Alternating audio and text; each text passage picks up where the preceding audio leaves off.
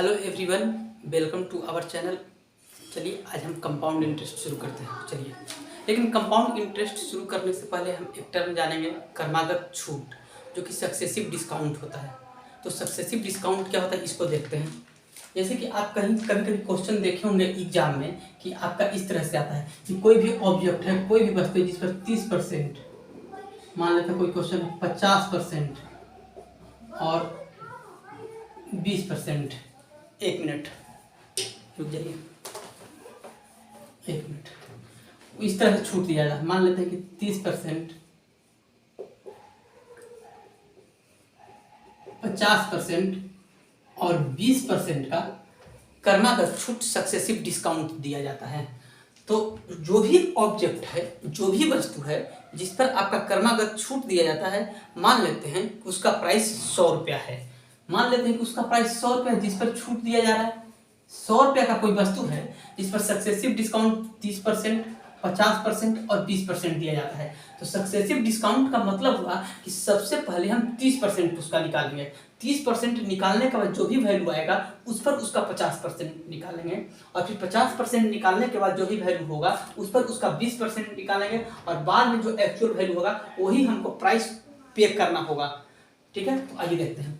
मान लेते हैं कि वो 100 रुपया का वस्तु है जिस पर 30% का डिस्काउंट मिलता है। तो जो 100 रुपया का वस्तु है उस पर 30 रुपया का डिस्काउंट मिल रहा है। तो 100 पर 30 रुपया का डिस्काउंट मिल रहा है, यानी 30 रुपया का डिस्काउंट मिल रहा है। 100 पर जो परसेंटेज वैल्यू होता है वही उसका एक्चुअल वैल्यू भी डिस्काउंट होता है। तो 100 रुपया पर 30% यानी 30% का डिस्काउंट मिल रहा है। तो जो 30% का डिस्काउंट देने के बाद ये वस्तु कितना का बन गया, 70 रुपया का।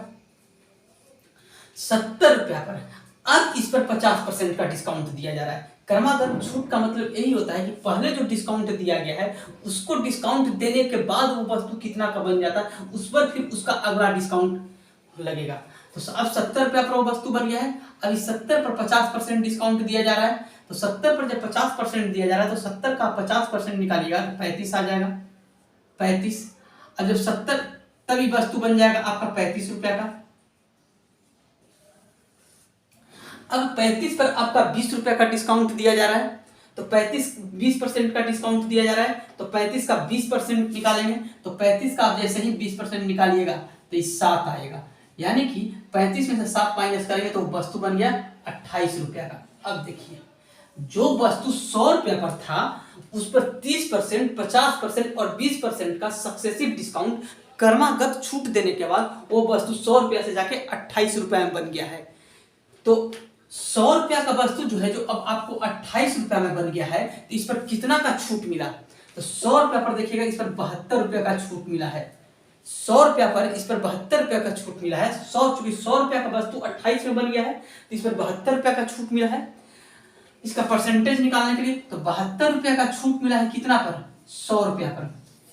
72 रुपया का जो छूट मिला है उसको ऊपर लिखेंगे। तो 72 रुपया का छूट मिला है 100 रुपया पर, तो 100 नीचे लिखेंगे और परसेंटेज के लिए 100 से मल्टीप्लाई कर देंगे। इससे कैंसिल आ गया 72%।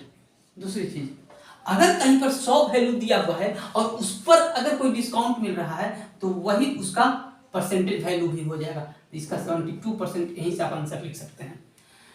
चलिए, अब इधर एक चीज देखिए आप, इसका एक फॉर्मूला होता है निकालने का कि अगर जनरलाइज फॉर्मूला है कि अगर कोई वस्तु है जिस पर X% और Y% का सक्सेसिव डिस्काउंट क्रमागत छूट दिया जाता है, तो इस पर इसका इक्विवेलेंट डिस्काउंट का जो फॉर्मूला होगा, इक्विवेलेंट डिस्काउंट का जो फॉर्मूला होगा वो होता है X plus Y minus X into Y upon 100%। इसका इक्विवेलेंट डिस्काउंट का फॉर्मूला होता है कि अगर किसी वस्तु पर X% और Y% का डिस्काउंट दिया जा रहा है तो उसका इक्विवेलेंट डिस्काउंट का फॉर्मूला होगा X plus Y minus X into Y upon 100%। इसके लिए एक एग्जांपल लेते हैं। जैसे कि मान लेते हैं कि 12%, ये फॉर्मूला याद रखिएगा, कभी कभी एग्जाम में इसको डायरेक्टली पूछ दिया जाता है इसी फॉर्मूला को।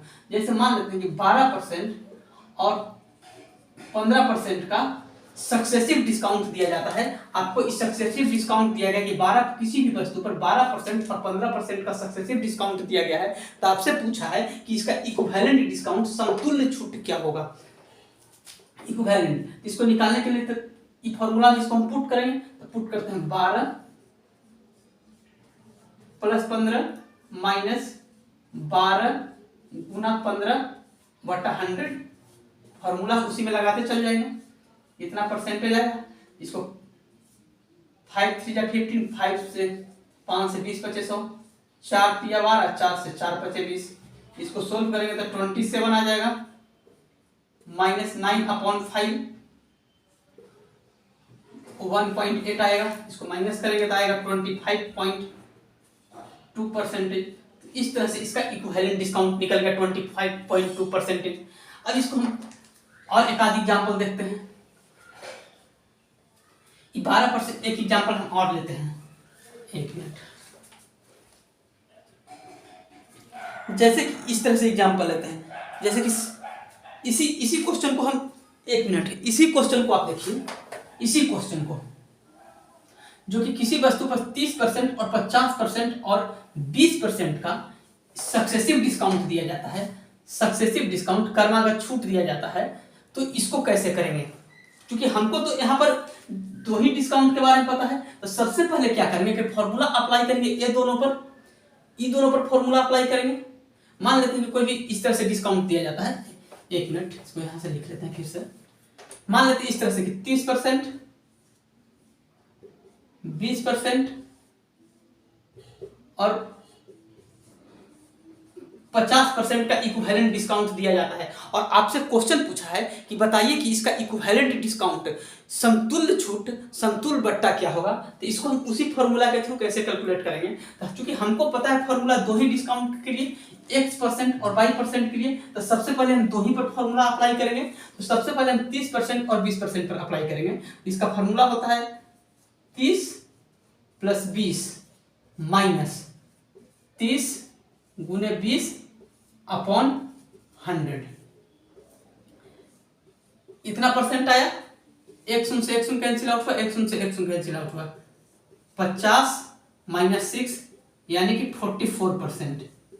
अब अप्लाई करेंगे, अब इन दोनों को निकालने का कितना आया 44%, और इधर से ऑलरेडी है पहले से 50%, तब इस पर फॉर्मूला अप्लाई करेंगे। तो देखिएगा 40, एक मिनट इधर लिखते हैं। अब इस पर इसको ऐसे लिखेंगे 44% और 50%, इस पर फॉर्मूला अप्लाई करेंगे। 44 + 50 माइनस 44 × 50/100। देखते जाइएगा, 50 से 2 बार में कट गया, 2 से 22 बार में कट गया, तो कितना आया 94 - 22 = 72%। तो इसका इक्विवेलेंट डिस्काउंट निकाल करके कितना आया 72%। और इस तरह का क्वेश्चन आपको ग्रुप डी में मिल जाएगा, एनटीपीसी के मेंस में मिल जाएगा, कभी कभी एसएससी की सीजीएल के प्री के मेंस में भी कभी कभी इस तरह के क्वेश्चन पूछ दिए जाते हैं, सीएचएसएल में भी आते हैं, एमटीएस में भी आते हैं। तो एसएससी के जितना एग्जाम है उसमें इस तरह के क्वेश्चन मिलेंगे, आपको रेलवे के एग्जाम में मिलेंगे, खास करके ग्रुप डी में तो अवश्य मिलेंगे इस तरह के क्वेश्चन। अब चलिए हम, तो आप देख रहे हैं इस तरह से निकालना हमें थोड़ा सा ज्यादा टाइम टेकिंग लग रहा है। अगर 3 है तब तो हमको इतना टाइम लग रहा है, 3 सक्सेसिव डिस्काउंट दिया गया है तब। अगर इसी तरह से 4 सक्सेसिव डिस्काउंट दिया जाए तो और टाइम टेकिंग लगेगा, 5 सक्सेसिव डिस्काउंट दिया जाए तो और टाइम टेकिंग होगा। तो क्या इस तरह से करना हमें एग्जाम में फ्रूटफुल होगा या नहीं। तो हमें लगता है इस तरह से उतना करना सही नहीं होगा। इसके लिए हम एक फ्रैक्शन मेथड पढ़ते हैं कि जो भी परसेंटेज वैल्यू दिया हुआ है उसको हम फ्रैक्शन में चेंज कर लेंगे और तब फिर हम आगे सोल्व करेंगे। देखिए उसको कैसे करते हैं।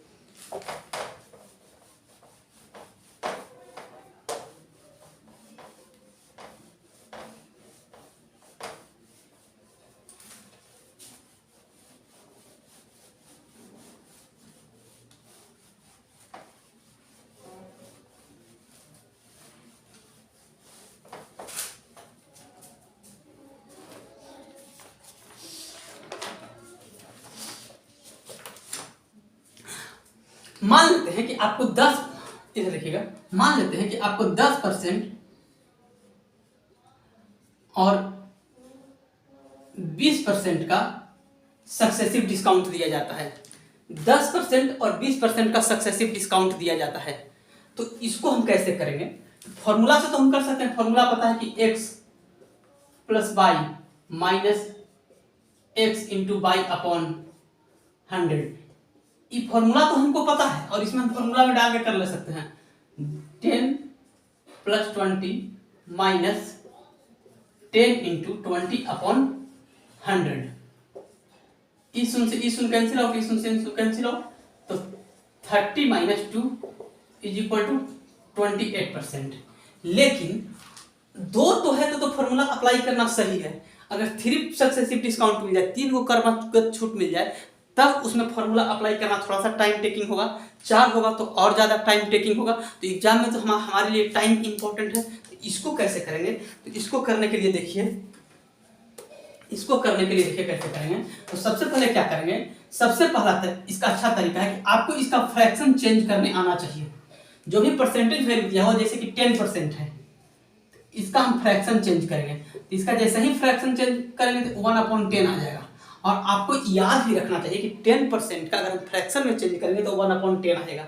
ये आपको परसेंटेज चैप्टर में हम डिटेल में बताएंगे कि कैसे उसको याद रखेंगे। 20% है, इसका ही फ्रैक्शन निकाल लेंगे। इसका फ्रैक्शन 1/5 आएगा। अब देखिए, तो यहाँ पर 10 रुपया का कोई भी चीज है, उस पर 1 रुपया का डिस्काउंट मिल रहा है। तो 10 रुपया का कोई भी चीज है, उस पर अगर 1 रुपया का डिस्काउंट मिल रहा है तो वस्तु कितना का बन गया? 9 रुपया का। फिर इसमें आइए, 5 रुपया का चीज है, उस पर 1 रुपया का डिस्काउंट मिल रहा है तो कितना का बन गया? 4 रुपया का। करना कुछ नहीं है, इसको मल्टीप्लाई कर देना है। हम मल्टीप्लाई कर दिए, 10 पच्चे 50, 9 चौका 36। अब देखिएगा, 50 रुपया का चीज जो था वो अब 36 रुपया में मिल रहा है। तो कितना का डिस्काउंट हुआ? 14 रुपया का डिस्काउंट हुआ। 14 का डिस्काउंट हुआ तो 14 रुपया का डिस्काउंट मिल रहा है। 14 रुपया का डिस्काउंट मिल रहा है कितना पर? 50 रुपया पर। जो भी डिस्काउंट मिल रहा है उसको ऊपर लिखेंगे और जो जिस पर डिस्काउंट दिया जा रहा है उसको नीचे लिखेंगे। ये एकदम आपको क्लियर होना चाहिए कि जो भी डिस्काउंट मिल रहा है उसको ऊपर लिखेंगे और जो जिस पर डिस्काउंट दिया जा रहा है उसको नीचे लिखेंगे। और परसेंटेज के लिए 100 से मल्टीप्लाई कर देंगे। 50 से 2 बार में कट गया, 28%। तो देखिए, इससे ज्यादा आपको बेनिफिट, इस मेथड से करना आपके लिए ज्यादा बेनिफिट होगा। इस तरह से आपका कितना भी तरह का इक्विवेलेंट डिस्काउंट दिया है, आप इसको आसानी से कर सकते हैं। जैसे कि हम और एग्जांपल एक इस पर हम बताते हैं।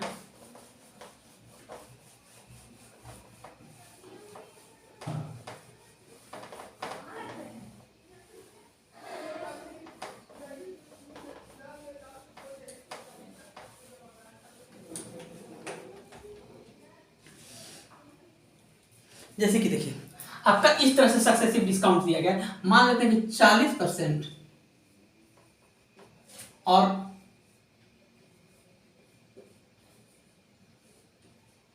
37.5% का सक्सेसिव डिस्काउंट दिया गया है।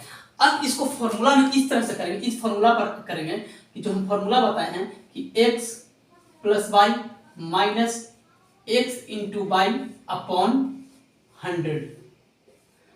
अगर हम इस फॉर्मूला से करेंगे तो देखिए, थोड़ा सा फ्रैक्शन वैल्यू है, इसको सोल्व करने में टाइम लग जाएगा। तो उसमें टाइम टेकिंग है, लेकिन जो फ्रैक्शन मेथड बता रहे हैं उसमें टाइम नहीं टेकिंग है। 40% का केवल आपको फ्रैक्शन लिखना है। तो आप याद रखिएगा कि 40% का फ्रैक्शन 2/5 होता है और 37.5% का फ्रैक्शन, इसका फ्रैक्शन 3/8 होता है। हम निकाल के एक को दिखाते हैं कैसे फ्रैक्शन निकालते हैं। देखिए, 37.5% है, इसको सोल्व कीजिएगा। 37 74, 1 75/2%।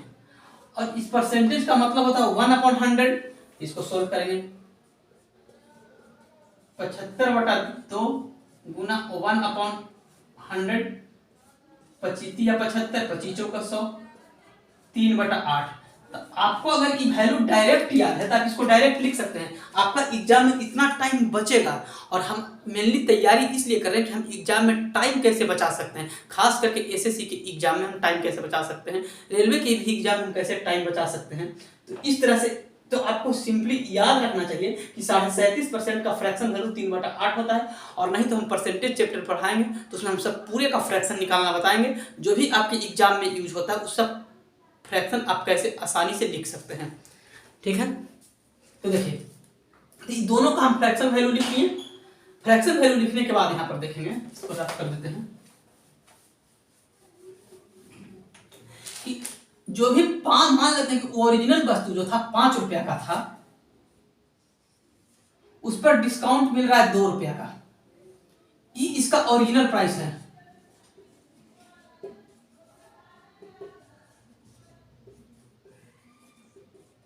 उस पर ई डिस्काउंट वाला है, इस पर ई डिस्काउंट मिल रहा है।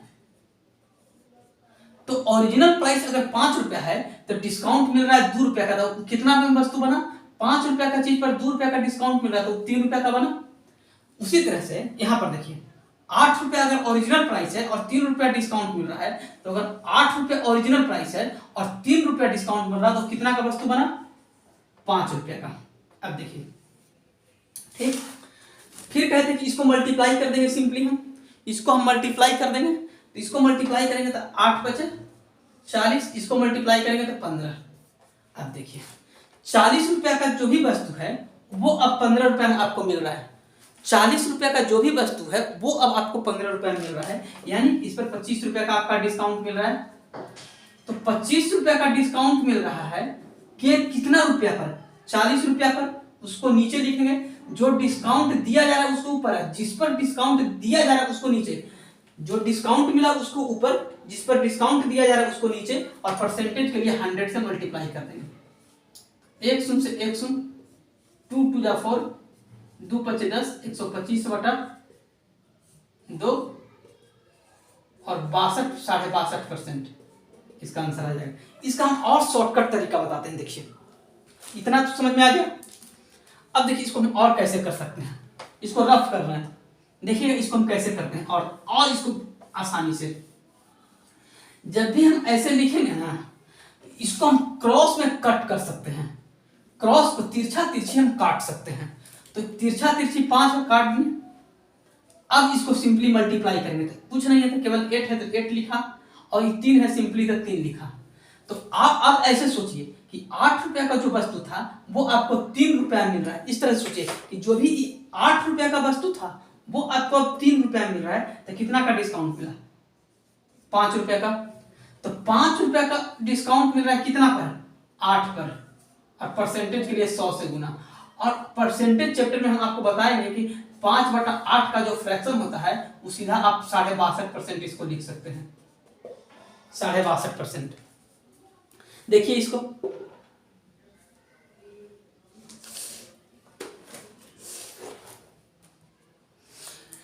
अब हम एक थोड़ा सा, अब 2 का बताएं, अब हम एक थोड़ा सा अच्छा क्वेश्चन लेते हैं, जो कि जिस तरह का क्वेश्चन आपके एग्जाम में आता है।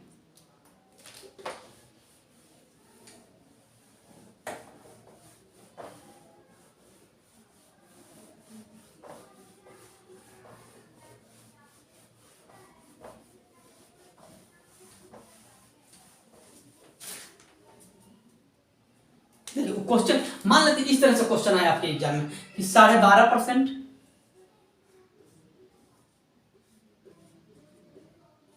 9.11%, 1 मिनट, 10%,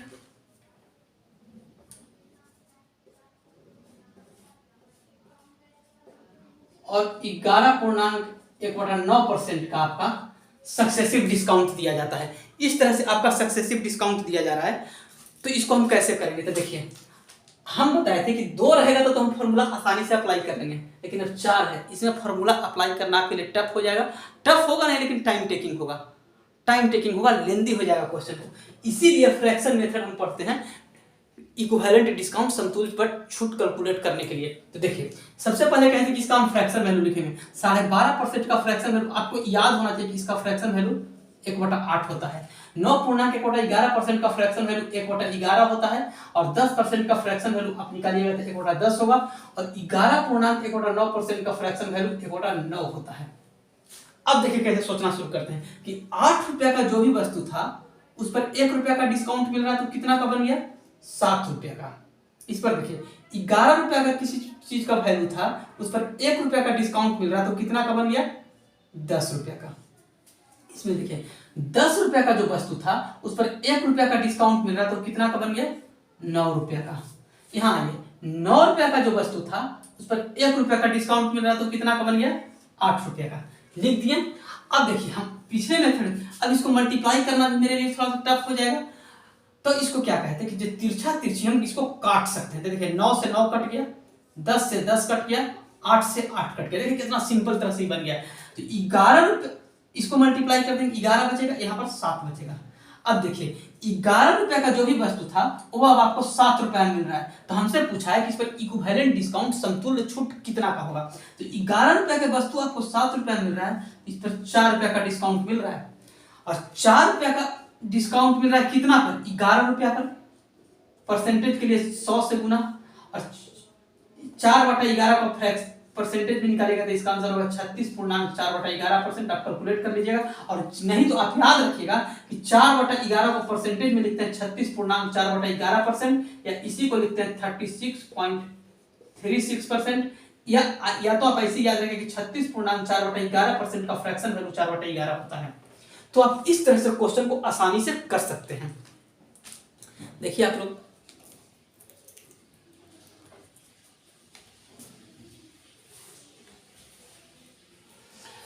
चलिए इसको रफ करते हैं।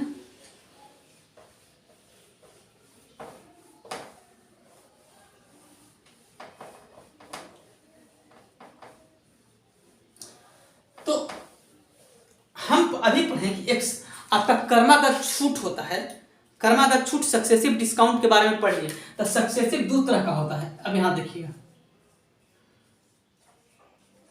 इसको कर्मागत हिंदी हम बोलेंगे, आप लोग हिंदी सुनते जाइएगा। सक्सेसिव यानी क्रमागत,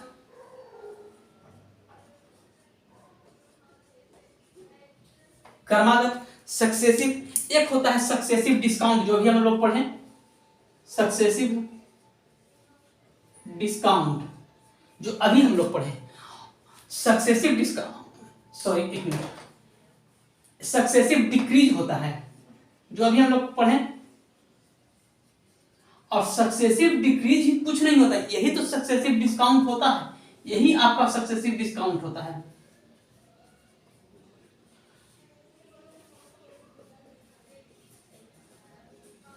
यही सक्सेसिव डिस्काउंट होता है। और एक होता है सक्सेसिव इंक्रीज, ये तो हम अभी पढ़ लिए हैं। एक होता है सक्सेसिव इंक्रीज, एक सक्सेसिव इंक्रीज क्रमागत इंक्रीज करते जाएगा। सक्सेसिव इंक्रीज ही आपका कंपाउंड इंटरेस्ट होता है, यही आपका कंपाउंड इंटरेस्ट होता है।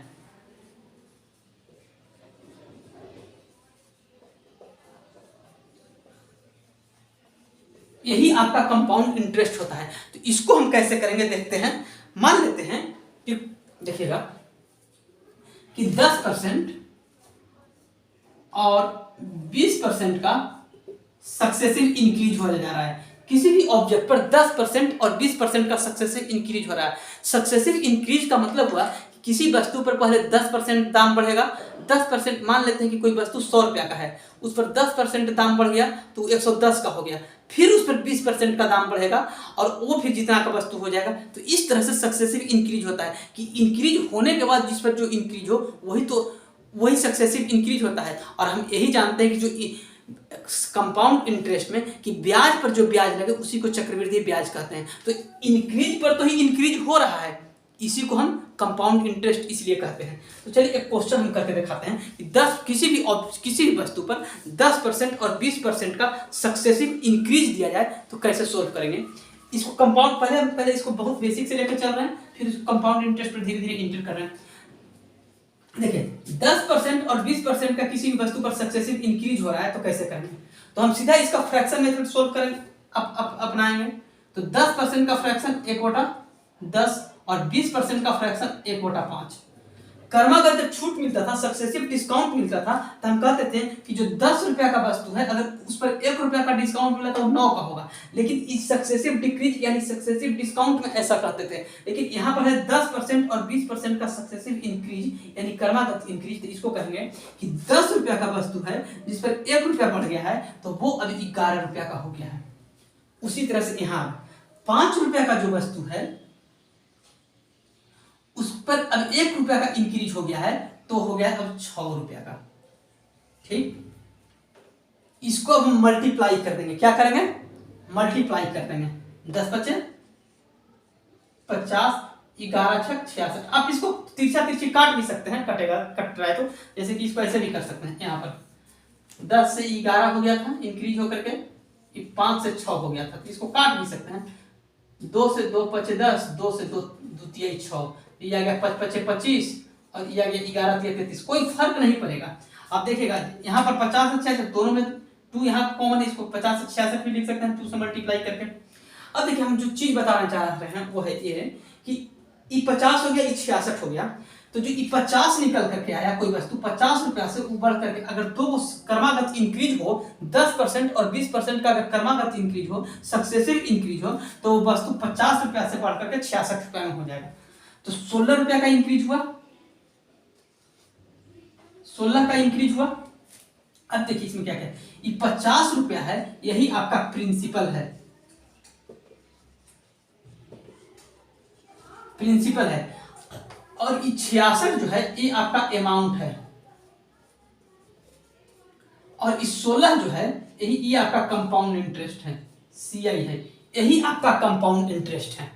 तो सक्सेसिव इंक्रीज से देखिए कैसे कैसे हम कंपाउंड इंटरेस्ट की तरफ आ रहे हैं।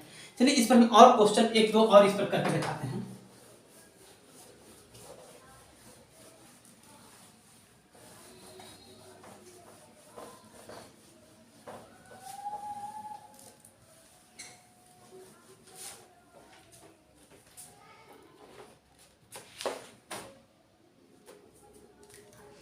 मान लेते हैं कि एक क्वेश्चन है आपका कि एक क्वेश्चन लेते हैं कि आपको प्रिंसिपल निकालना है, मान लेते हैं मूलधन निकालना है, प्रिंसिपल निकालना है। रेट जो है, जो दर लग रहा है आपका, वो पहला साल आपको 10% है और दूसरा साल आपका, इस तरह से क्वेश्चन दिया हुआ है कि पहला साल आपका रेट 10% है, दूसरा साल 20% है। तो रेट 2 साल है यानी टाइम 2 इयर्स हो गया। और इसमें दिया हुआ है कि आपका कंपाउंड इंटरेस्ट जो है, जो आपका 800 है। 1 मिनट,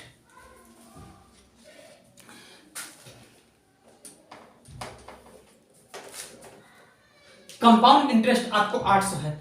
तो हम पीछे वाला क्वेश्चन में हम देखें कि हमारा जो आया था उसमें प्रिंसिपल, कंपाउंड इंटरेस्ट और सिंपल इंटरेस्ट था, सॉरी प्रिंसिपल, कंपाउंड इंटरेस्ट और अमाउंट था। तो इसको हम उसी मेथड से करने का कोशिश करेंगे। पहला साल आपको 10% का रेट है और दूसरा साल आपको 20% का रेट है। तो हम सबसे पहले क्वेश्चन में 10% जो रेट दिया रहेगा इसका हम फ्रैक्शन लिखेंगे, लिख दिया। यहां पर 20% जो रेट दिया उसका फ्रैक्शन लिखेंगे दूसरा साल। हम कहते हैं कि successive increase in compound interest है, तो इसको लिखने के बाद हम क्या करेंगे, ये देखिए कि 10 रुपया का चीज है, 1 रुपया का इंक्रीज होकर के 11 रुपया हो जाता है, और 5 रुपया का चीज है उस पर 1 रुपया का इंक्रीज होकर के 6 रुपया का हो जाता है। इसको सिंपली मल्टीप्लाई कर देंगे कि 50 रुपया का चीज अब 66 रुपया में हो गया है। हम बताए थे कि ई आपका प्रिंसिपल है, ई आपका अमाउंट मिश्रधन, ई मूलधन है, ई मिश्रधन है, और ई आपका 50 से 16 रुपया का इंक्रीज हो गया, यानी 16 का जो इंक्रीज हुआ है यही आपका कंपाउंड इंटरेस्ट है, यही आपका कंपाउंड इंटरेस्ट है।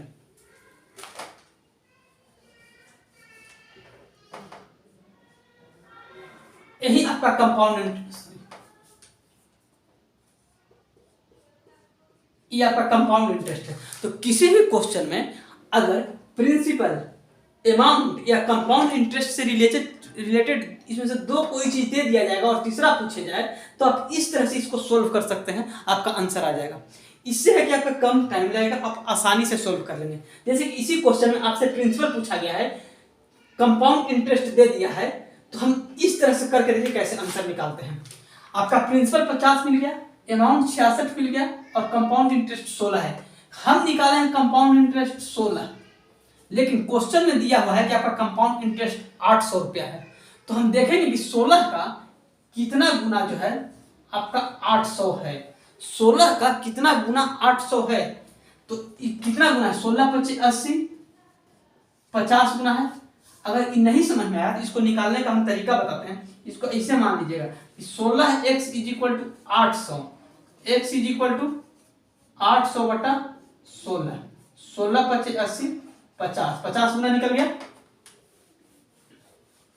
अब देखिए, तो हमसे पूछा है प्रिंसिपल, तो इसमें हर एक वैल्यू 50 गुना हो जाएगा। जो अगर क्वेश्चन में जो भी पूछा जाएगा उसका हर एक वैल्यू 50 गुना हो जाएगा।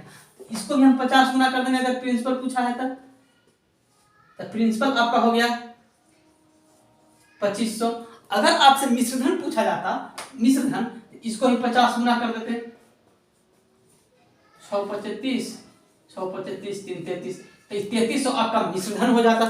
तो इस तरह से अगर आपका क्वेश्चन में मूलधन, मिश्रधन और चक्रवृद्धि ब्याज से रिलेटेड कोई भी दो चीज देख करके अगर तीसरा चीज पूछे तो आप इस तरह से आसानी से सोल्व कर सकते हैं और आपका आंसर इजीली आ सकता है। चलिए ठीक है।